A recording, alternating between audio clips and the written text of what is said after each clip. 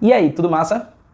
É possível um cristão, ser evangélico, protestante, crente e ser de direita? É possível que ele seja de esquerda ou é um paradoxo, uma contradição, um oxímoro? Em relação a outros eixos e dimensões ideológicas, como por exemplo, progressismo e conservadorismo. Via de regra, um cristão tem que ser conservador? Jesus Cristo foi um conservador? O vídeo de hoje é sobre exatamente isso, a gente tentar conciliar mais de uma identidade em relação a nós mesmos. A gente sabe que geralmente a sociedade tenta impor que você sustente apenas uma identidade ou apenas um círculo de pertencimento. Na prática, porém, a gente pode ter várias identidades. E a própria igreja, muitas vezes, quando se diz apolítica, na verdade ela está abraçando uma ideologia muito específica. Então acompanhe o vídeo que tu vai entender melhor como situar o evangelho ou como se situar como cristão no cenário político atual. Dá uma olhada depois da vinheta.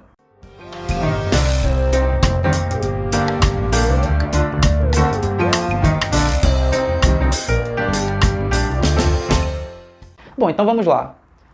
Para começo de conversa, a Bíblia ela foi escrita numa época onde sequer existia os conceitos de esquerda e direita. De modo que é muito anacrônico, sem noção do ponto de vista intelectual, a gente querer situar a Bíblia dentro de uma dimensão ideológica esquerda-direita, que em si já é uma dimensão absolutamente problematizável e até desatualizada em alguns aspectos. A gente tende a polarizar as coisas. Então, a gente coloca uma série de questões num só polo e uma série de outras questões distintas em outro polo. Porém, é certo que a realidade ela é multifacetada e multidimensional. É isso que a gente vai tentar entender aqui hoje. Então, o ponto 1 de nossa conversa é que a Bíblia não é nem de esquerda nem de direita. O cristianismo não é nem de esquerda, nem direita, nem progressista, nem conservador. Agora, você pode torná-lo de esquerda, você pode torná-lo de direita, você pode torná-lo progressista ou você pode torná-lo conservador. Por quê? Porque o papel das correntes religiosas é exatamente esse, não é mesmo? O papel das correntes religiosas é tentar dar uma exegese, uma leitura específica sobre uma obra que é alvo constante de debates. Então, a Bíblia é um livro milenar, um livro bastante antigo, que é alvo de diversas leituras, correntes, visões. Você pode pensar trechos da Bíblia para defender, por exemplo, o veganismo. Daniel, né? No livro de Daniel você pode fazer isso. Você pode pensar trechos da Bíblia para dizer que tudo bem a escravidão. Né?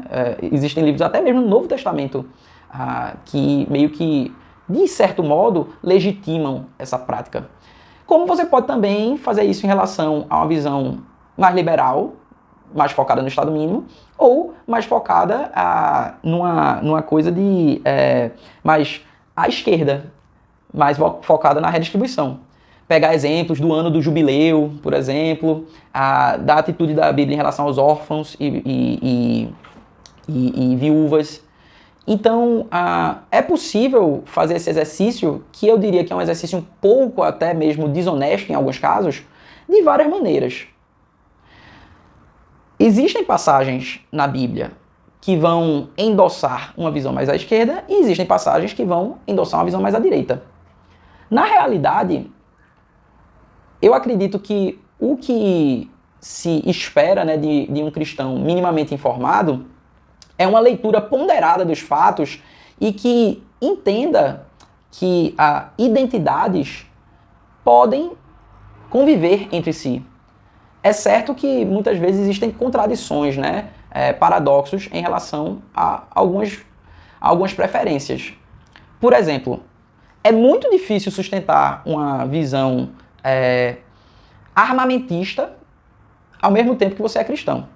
Perceba que eu não falei uma visão de direita, tá? Eu não falei uma visão de centro-direita. Eu estou falando de uma característica de alguns setores da extrema-direita ou da direita mais radical, que é o armamentismo. Uma visão segundo a qual é muito legal, é muito correto, é muito bacana, vai dar certo, todo mundo sair armado por aí. Ignorando, por exemplo, questões empíricas e científicas que mostram os problemas que isso pode gerar, problemas de ação coletiva, de violência, uma série de problemas, né, tragédias dos bens comuns, que tornam mais difícil a vida em sociedade. Ora, se a gente perceber diversas passagens na Bíblia, é difícil conjugar as duas coisas. Porém, nada impede que você seja um cristão de centro-direita, ou até um cristão de centro-esquerda. Inúmeras passagens na Bíblia também justificam uma visão mais atenta à população pobre e até através do Estado, sem ser através da caridade em si, né? Então, na verdade, se torna bem reducionista você tentar dar uma cara específica para o cristão. O cristianismo, como uma religião moderna e que se pretende universal, se pretende, né? Ele consegue abraçar muita diversidade. Agora, o problema é que as igrejas atualmente não aceitam esse pluralismo de ideias e essa diversidade.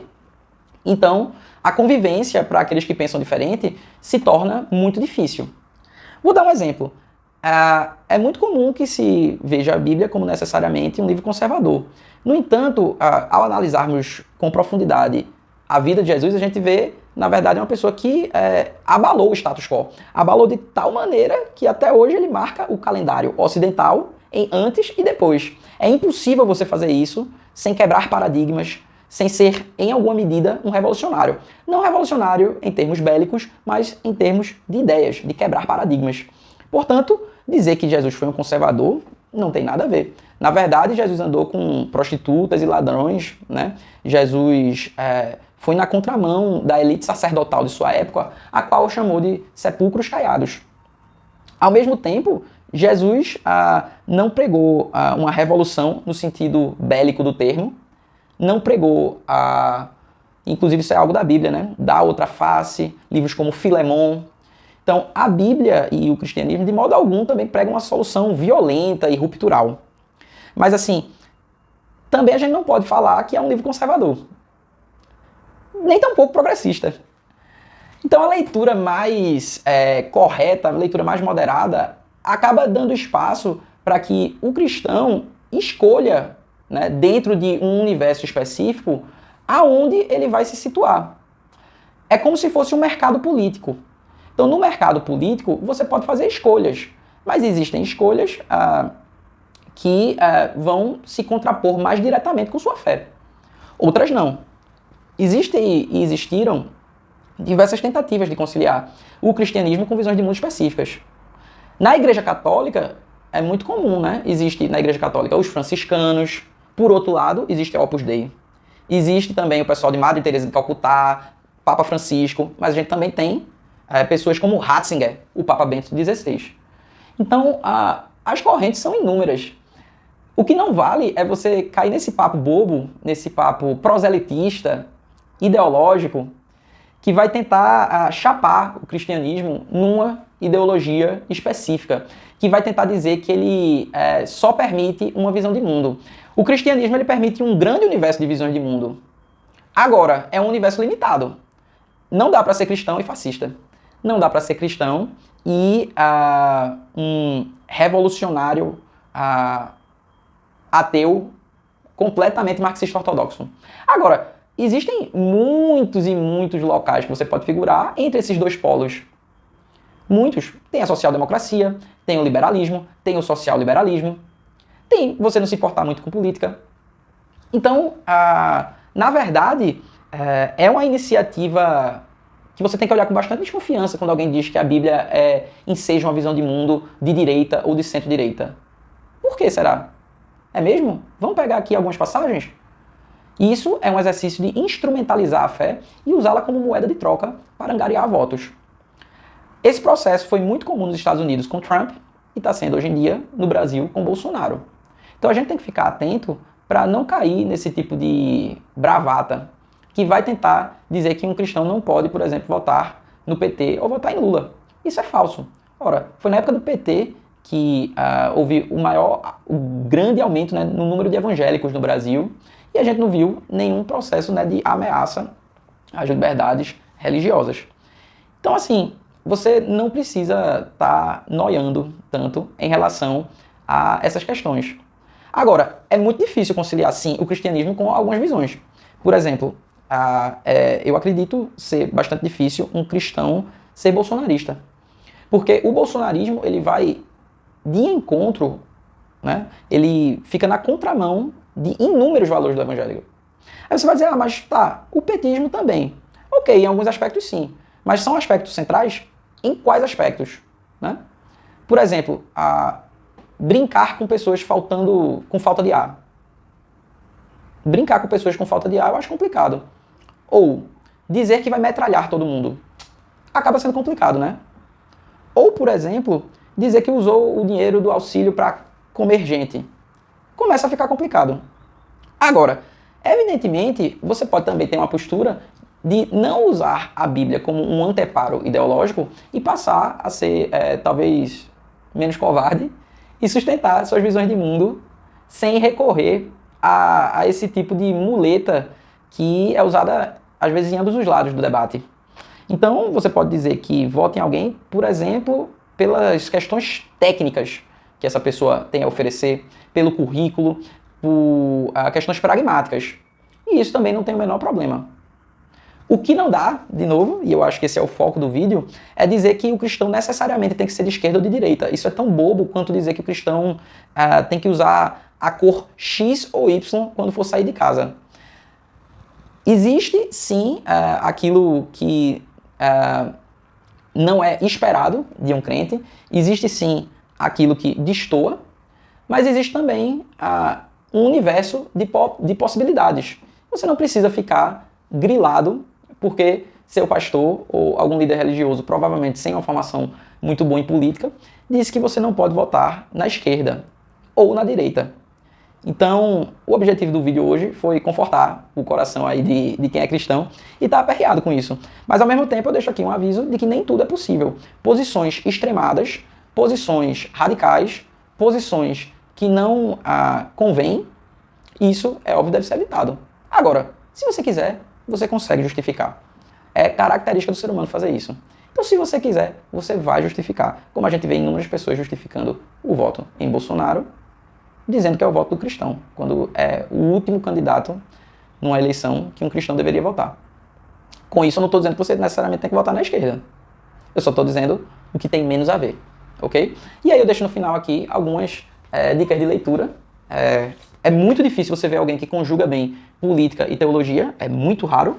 A minha dica é Coises, Visões e Ilusões Políticas. Ele é filósofo político e teólogo, então ele vai analisar as contradições entre o cristianismo e o nacionalismo, o cristianismo e o conservadorismo, as contradições entre o cristianismo e o socialismo e o liberalismo. Uma visão, por exemplo, cristã que se preza liberal, ela vai bater de frente com uma característica clara do cristianismo, que é o coletivismo. A gente está falando aqui de uma religião coletivista, de uma religião comunitária, de uma religião gregária. Então fica bem difícil, né, tu conciliar liberalismo com cristianismo. Socialismo, complicado por conta do materialismo histórico, por conta de diversas visões, né, que a esquerda acaba sustentando, e principalmente, eu diria, nem tanto por conta do materialismo histórico, que já foi conciliado antes, né, tem, por exemplo, visões como a do Papa Francisco, ou Dom Helder Câmara, que já tentaram fazer isso, mas eu diria que o maior problema em relação a uma visão estritamente socialista seria a visão de mundo teleológica do socialismo, que acredita que é possível chegar a um estágio final da história, o comunismo no caso, onde haveria uma convivência perfeita. Isso aí se choca com o cristianismo. Nacionalismo é o mais ridículo, né? Assim, nada menos cristão do que o nacionalismo. O cristianismo se propõe universal, se propõe a ultrapassar barreiras, se propõe a ser multiculturalista, se propõe a não estar preso a uma identidade cultural específica. Então, se você é cristão e nacionalista, você está, assim, não entende nada de cristianismo, né? Sendo bem sincero. E em relação ao conservadorismo, também não tem muito a ver, porque a própria figura de Cristo ela é uma figura que quebra paradigmas, é uma figura ruptural em diversos aspectos, e em diversos momentos os cristãos foram de encontro às instituições de sua época. Foi o caso, por exemplo, dos puritanos em relação à escravidão. Né? Estude sobre os Quakers nos Estados Unidos que você vai ver isso. Então, assim, nada a ver. Esse livro fala também da democracia como uma ideologia, mas você só vê a democracia como uma ideologia se você não estudou Schumpeter e outros autores que falam da democracia como método. Então, a visão da democracia como ideologia acaba sendo meio, né? O outro livro que eu indico é Azorrag, de Antônio Carlos Costa, que fala dos conflitos entre as instituições religiosas e Cristo. Né? Cristo foi um cara que bateu de frente com as instituições religiosas de sua época. Então o vídeo de hoje foi meio longo, eu não falei de um monte de coisa que eu queria falar, mas o ponto central é, não caia nesse papo de que você tem que votar em X e Y, né? Ou que você não pode votar em X e Y. Isso aí é coisa ou de gente desonesta e ignorante, ou de quem não estudou, né? Agora, é certo de que alguns padrões de voto, alguns padrões de preferências partidárias ou ideológicas, eles vão ter uma maior ou menor contradição com o evangelho. Aí é questão sua escolher o que importa mais. E aí você pode escolher, por exemplo, entre pautas de costumes ou pautas morais mais amplas. É uma questão de escolha sua. No final das contas, é você e Deus na hora de votar ali na urna. E aí você depois, enfim, fica de boa com sua consciência ou não.